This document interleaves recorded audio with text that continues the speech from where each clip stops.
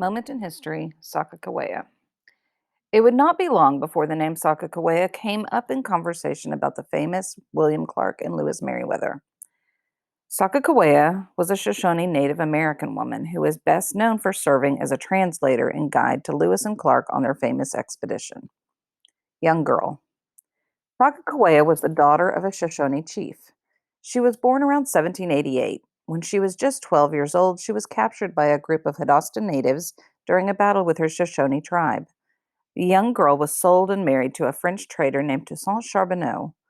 Lewis and Clark arrived in the Hadasta village where Sacagawea was living in the winter of 1804 to 1805.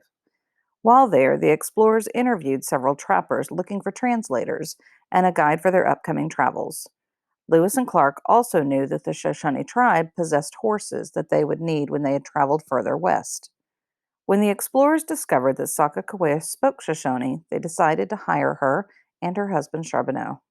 Sacagawea was pregnant at the time and gave birth to her son in January 1805.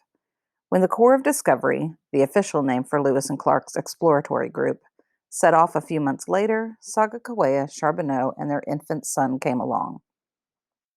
On the trails, Sacagawea helped guide the Corps through the treacherous Rocky Mountains. At one point during the trip, she rescued Lewis and Clark's journals and other valuables from a capsized canoe.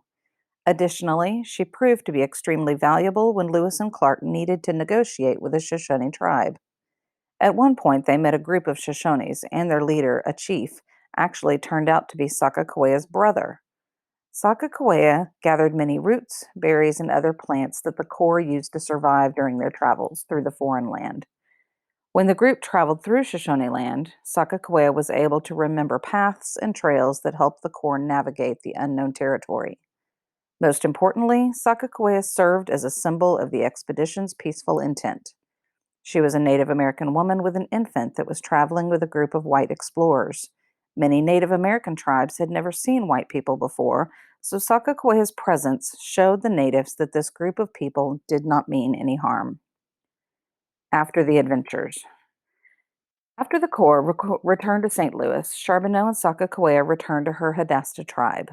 However, 3 years later, the couple accepted William Clark's invitation to settle in St. Louis. Sacagawea gave birth to a daughter in 1810, and although the exact date is unknown, she most likely died in 1812. Clark later adopted both of Sacagawea's children after Charbonneau left them behind. Sacagawea has become a very important symbol of westward expansion and women's rights. She was critical to the success of one of the most important expeditions in American history.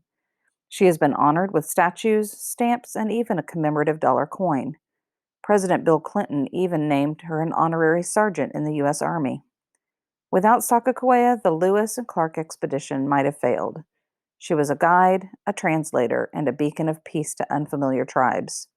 She was the only woman in the Corps of Discovery, but her impact and importance are still recognized to this day.